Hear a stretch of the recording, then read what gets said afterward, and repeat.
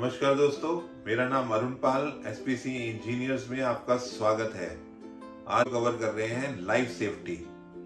हमने आपको पहले वीडियो में बताया था कि फायर फाइटिंग की कुछ स्पेसिफिक रिक्वायरमेंट होती हैं। स्प्रिंकलर कौन से साइज के होने चाहिए, कितने स्प्रिंकलर लगने चाहिए, कितने हाइड्रेंट पंप लगने चाहिए। उसके अलावा हर बिल्डिंग जो बनती है, चाहे वो रेजिडेंशियल सेक्टर हो, इंस्टीट्यूशनल सेक्टर हो, एजुकेशनल बिल्डिंग्स हो, तो जो सब बिल्डिंग है उसमें लाइफ सेफ्टी के क्या क्या नॉर्म होने चाहिए उसके बारे में मैं आज आपसे रूबरू होना चाहता हूँ। पहली बिल्डिंग जो आती है, हम लेके चलते हैं रेजिडेंशियल बिल्डिंग। इस बिल्डिंग में मल्टी स्टोरीड भी बिल्डिंग्स आती हैं, इंडिविजुअल घर आते हैं, डॉर्मेंट्रीज आती हैं, 3 स्टार होटल आते हैं और 5 स्टार होटल होते हैं। तो इस रेजिडेंशियल सेक्टर में जो बहुत इंपॉर्टेंट चीज हम मानना चाहते हैं कि जो बाथरूम के डोर होते हैं होटल के अंदर, जो लॉक होते हैं, वो हम अगर इमरजेंसी हो तो उसको हम बाहर से भी खोल सकते हैं। अगर वो क्लोज पोजीशन में है तो हम उसको बाहर से भी खोल सकते हैं। दूसरा मैं आपको बताना चाहूंगा, जो एरिया 5000 स्क्वायर फीट से ज्यादा होता है उसमें 2 रास्ते होना बहुत जरूरी है, एक इन एक आउट, या आप 2 डोर्स हमें जरूर लगाने पड़ेंगे। 2 रास्ते होने चाहिए, 2 स्टेयरकेसेस होने चाहिए। तीसरा मैं आपको बोलना चाहूंगा कि जो हमारे स्मोक डिटेक्टर्स हैं वो ऑडिबल स्मोक डिटेक्टर होने चाहिए। तो वो नॉइस जो है वो 75 डेसिबल्स तक वो जरूर सुनना चाहिए। वो हम रूम्स में हमेशा लगाते हैं। उसके अलावा होटल्स में पैनिक बार भी होती हैं कि जो भी पैनिक बार्स हैं हम दरवाजा खोल सकें, वो पैनिक बार होनी जरूरी है। अब हम बात कर रहे हैं एजुकेशनल बिल्डिंग की। आपने देखा होगा एजुकेशनल बिल्डिंग जो हमारे यहाँ बन रही है उसमें आप देखिएगा स्कूल हैं, कॉलेजेस हैं। ये एजुकेशनल बिल्डिंग में भी लाइफ सेफ्टी के नॉर्म दिए हुए हैं जो हम लोग फॉलो नहीं करते हैं। सबसे पहला नॉर्म होता है कि जहाँ भी बच्चे या कॉलेज के स्टूडेंट्स या स्कूल के बच्चे 45 बच्चे से ज्यादा होंगे तो उस रूम में 2 डोर होने सबसे ज्यादा जरूरी हैं। हमारे क्लासरूम्स होते हैं बच्चों के लिए, जो हमारे छोटे बच्चे हैं नर्सरी के या केजी को, उसको हम ग्राउंड फ्लोर के ऊपर नहीं लेके जाना चाहिए। This should be most stringent कि बच्चे अगर ऊपर वाले फ्लोर पे जा रहे हैं तो वो लाइफ सेफ्टी नहीं है। दूसरा मैं कहना चाहूँगा, जो भी डोर लगे होते हैं स्कूल में वो 900 विड्थ के डोर होने चाहिए। उससे छोटा डोर अगर लगा हुआ है तो बच्चों को स्कूल में निकलने में दिक्कत होती है। थर्ड टाइप ऑफ बिल्डिंग है इंस्टीट्यूशनल बिल्डिंग। इंस्टीट्यूशनल बिल्डिंग्स में हमारे हॉस्पिटल्स एक मेजर क्राइटेरिया है जो हॉस्पिटल्स को हम लोग कवर करते हैं। हॉस्पिटल बिल्डिंग्स के अंदर जो सबसे ज़्यादा ज़रूरी है कि हमारे यहाँ जो भी हमारी बेसमेंट्स होती हैं उसमें हम कोई भी ऑपरेशन थिएटर नहीं लेके जाने चाहिए। बेसमेंट में कोई भी हमारा स्टोरेज जो है वो ऐसा केमिकल स्टोरेजेस हम उसको स्टोर नहीं करने चाहिए।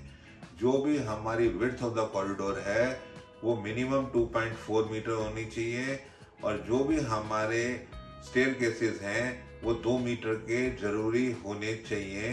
This should be most stringent. और हमारा 30 मीटर के बाद जो है हमारी स्टेयरकेसेस आ जानी चाहिए। अगर वो 30 मीटर से ज़्यादा आती हैं तो वो आपको भागने में दिक्कत ज़्यादा हो सकती है। तो इन सब चीज़ों का हमें ध्यान रखना है। हॉस्पिटल की बिल्डिंग के लिए असेंबली बिल्डिंग्स की तरफ जाते हैं। असेंबली बिल्डिंग्स में हमारे ऑडिटोरियम आते हैं, सिनेमा हॉल्स आते हैं। ये सब असेंबली बिल्डिंग का ही पार्ट है। असेंबली बिल्डिंग्स में हम जैसे बैंक्वेटिंग कर रहे हैं तो उसमें जो भी फैब्रिक होनी चाहिए, जो भी हमारे पर्दे लगे होने चाहिए या जो भी हमारे कारपेट होने चाहिए वो फ्लेम रिटार्डेंट होने चाहिए। वो ऐसा नहीं है कि आग पकड़ लें जिससे कोई दुर्घटना हो जाए। तो इन सब चीज़ों का ध्यान हमें असेंबली बिल्डिंग में देखना चाहिए। उसके अलावा जो भी डोर्स होते हैं वो 2 मीटर के लिए ओपनिंग होनी चाहिए। हमारे यहाँ जो फायर डोर्स होने चाहिए, हम ऑडिटोरियम में सिनेमा हॉल्स की बात करते हैं। सिनेमा हॉल्स में जो मैक्सिमम सीटें हैं वो 14 से ज़्यादा नहीं होनी चाहिए। आयल का हमारा डिस्टेंस डिफाइन होना चाहिए। तो ये सब चीज़ें हमें सिनेमा हॉल्स में सबसे ज़्यादा ज़रूरी है। उसके अलावा हमारा इवैक्यूएशन प्लान में हमारा जो ऑटोमेटिक हमारी जो स्मोक आता है तो स्मोक एक्सट्रैक्शन भी एक पार्ट ऑफ लाइफ सेफ्टी है वो हमारे ऑडिटोरियम में होना चाहिए। दूसरा, हमने ये देखना चाहते हैं कि जो हमारे रास्ते हैं, पाथ हैं, एग्जिट्स हैं, हमारी स्टेयरकेसेस हैं, हमारे रास्ते हैं, वो सब क्लियर होने चाहिए, असेंबली बिल्डिंग्स में भी और हमारे ऑडिटोरियम्स में भी। ये सबसे ज़्यादा ज़रूरी है। और जो रैंप होने चाहिए 1:20 की स्लोप में होना चाहिए। ऐसा नहीं है कि हैंडीकैप जो आदमी भागते हुए गिर जाए। तो ये सब चीज़ें हम असेंबली बिल्डिंग, ऑडिटोरियम में और सिनेमा घर का ये पार्ट होना चाहिए। 18 मीटर से ऊपर की बिल्डिंग होती है, उसमें हम रिफ्यूज एरिया लेते हैं। अब आप पूछेंगे रिफ्यूज एरिया क्या होता है। जो बिल्डिंग हमारी 18 मीटर अबव आ जाती है, उसमें हम रिफ्यूज एरिया लेके चलते हैं। अगर हमारी बिल्डिंग 5000 स्क्वायर फीट का फ्लोर प्लान है, तो हमें 10% 500 स्क्वायर फीट का हमें रिफ्यूज एरिया देना पड़ेगा। उसमें ऐसा होता है कि जब कभी आग लग जाती है तो उस एरिया में आके लोग एकत्रित हो जाए। वो रिफ्यूज एरिया बिल्डिंग के बाहर होता है, पर हमारे टोटल प्लॉट एरिया के अंदर होता है, ताकि कभी भी आदमी को हादसा हो तो फायर ब्रिगेड या कोई हम क्रेन बुला के वहाँ से लोगों को बाहर निकाल सकें। This should be the most important part. इसके अलावा हम बिजनेस बिल्डिंग्स की बात कर रहे हैं। बिजनेस बिल्डिंग जो होती हैं उसमें हम इलेक्ट्रिकल पैनल जो हैं उसमें CO2 प्रेशराइजेशन करना बहुत ज़रूरी है, और ऑटोमेटिक फायर अलार्म डिटेक्शन उसमें पूरी बिल्डिंग में बहुत ज़रूरी होता है।